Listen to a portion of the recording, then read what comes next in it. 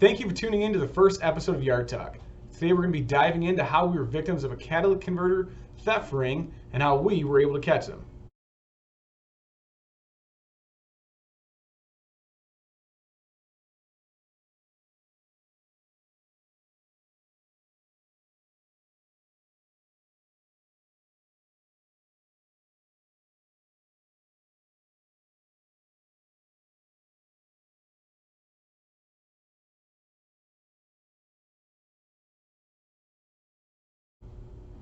Hello everyone, I'm Kevin, the General Manager of US Auto Supply, and today we're talking catalytic converters. These types of videos are something we've wanted to do for a long time now, and we figured this is the perfect opportunity to jump right into the series. I know some of you are probably thinking, how are we hit by a catalytic converter thief? And that's one thing we're going to discuss today, but first we need to explain the operating procedures of the business.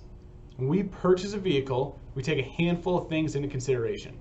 Estimated parts value of the vehicle, scrap markets, converter quantity, their individual values, what yard we feel that vehicle is best suited for, the tow to get it to that yard, whether it's towed in, delivered. After that vehicle enters one of our facilities, that vehicle will enter a handful of different locations, all here on the grounds. The immediate drop-off location for inventory, the vehicle will then have to be checked in and barcoded. The vehicle will then move to the holding section of the yard awaiting processing. Once we've determined what rows we are processing based on the age of a certain row, the vehicles are then moved to the processing building where they undergo a complete full depollution process. The depollution process consists of removing the fluids, oils, refrigerant, battery, license plate, personal belongings that may have been missed by the previous owner. And the catalytic converters are removed from most vehicles. Now I say most vehicles because I say most vehicles because the time and resources you consume trying to remove 100% of the cats is ridiculous. We know what front clips and what parts will sell within the first few hours of hitting the yard. So we know some of those parts are going to be easier to get to, or some of those cats are going to be easier to get to once it hits the yard. We know that front clip's going to be gone in the first hour. So therefore we can just send somebody out to pull the converter at that point in time. We don't have to damage any other components in that process. So we know it's just easier and more beneficial for the customer for us to just wait and grab that converter in some cases once it hits the yard. We know you guys wouldn't appreciate if we use our excavator to just rip every front clip off or rip every engine out just to pull the cat and then to throw it back. That's obviously not the best way for us to do it. The other question you might have is, what if we don't sell that front clip? Do we reclaim the converter before we crush the vehicle? Of course we do. We replace after we replace a row of vehicles, the entire row goes back to the processing building, or I'm sorry, to the crushing area. And if there's a cat left on the engine, it's then much easier for us to remove the engine with the machine and then torch the cat off the engine from there. There's at that point, it doesn't matter what you damage. Damaging the vehicle or any of its components, essentially at that point just becomes irrelevant. So diving into how we noticed, we were missing converters because Andrew, Jeff, and I go through all the rows that were set each morning to upload pictures to Facebook and our website. We update the vehicle's new location from processing to yard. We also make sure that every vehicle has been properly depolluted, and we verify that a converter is either left on the vehicle and marked accordingly, or the vehicle has been removed. Once we have verified the converter status, we mark that converter's location on a shared Google Doc so that converters get removed when we pull that row, when we crush it, or like I said before, in some cases we remove them right in the yard, by a US Auto employee.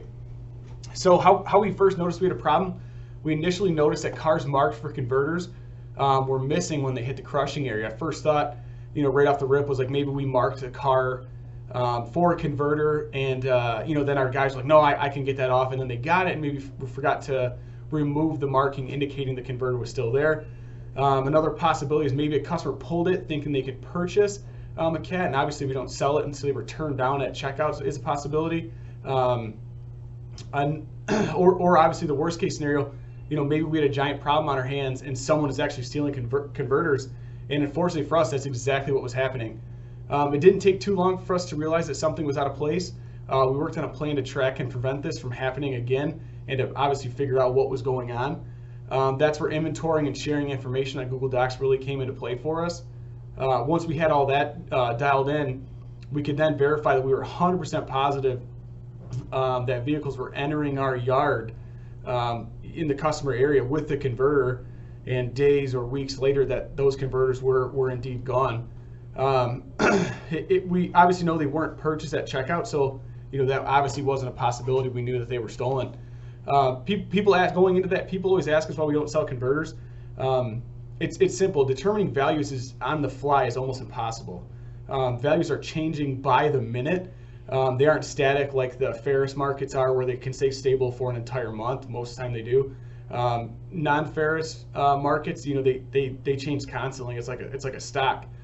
So for us to we have to almost see the converter to verify the cost. I mean, you can have 3, 4, 5 identical converters, but based on a certain number, they're just priced differently. So we know the cost of that converter right now. We don't know the cost 10 minutes ago. We don't know the cost in 10 minutes. We know that converter's cost right now. So it's too hard to determine. If you call us like, hey, can I buy that cat? How much is it? Well, if you came and got it right this second, we had it in our hands to verify the number, we know what we could sell it for. Yeah, is it possible? Yeah, it's just not worth it. The time and resources we would consume, figuring that out are almost impossible.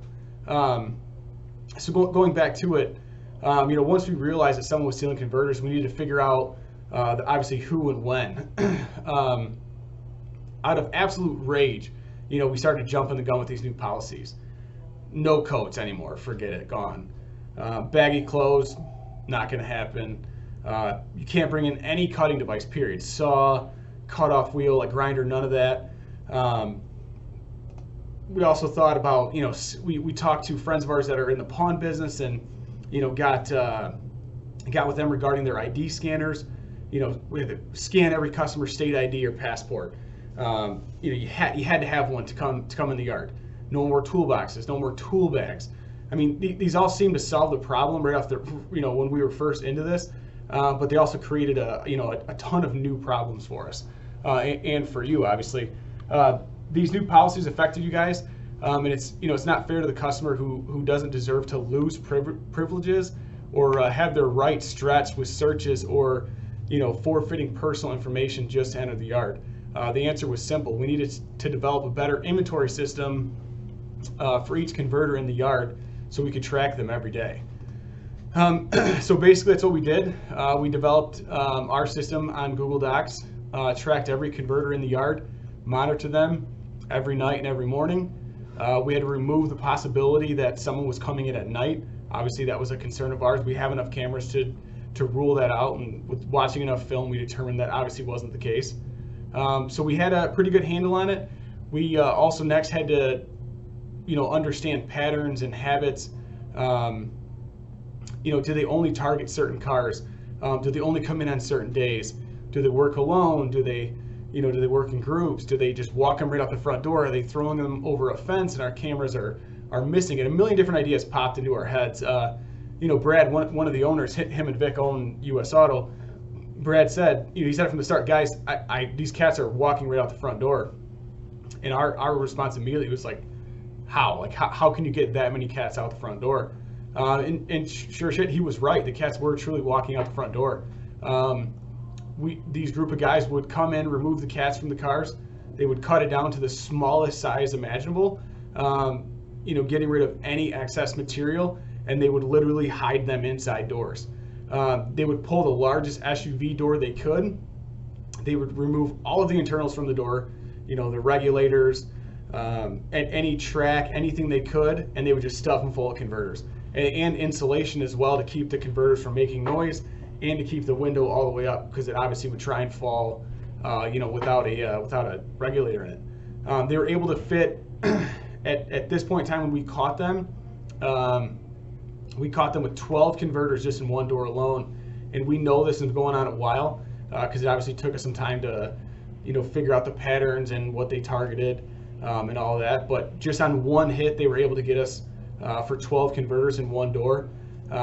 Going into that a little bit, we will have a new policy starting immediately that any door or liftgate has to have the door panel removed before you even come to the checkout building. Can you still buy both? Sure, but you have to have the door panel physically removed from the door. And that's a lot easier to do once it's on the car. Customers are bringing up doors today and they're all irritated and upset. I get it. It sucks, especially when the door's already off. It's kind of a bear to hold the door and work on it. I understand that, but it's tough. That's the lesser of two evils with that, or all these new policies with, like I said, the ID scanners and the cutting and no cutting tools whatsoever, and bags and baggy clothes and coats. Like that's all ridiculous stuff we don't want to get into. So that's the lesser of two evils for now, that we're okay with that.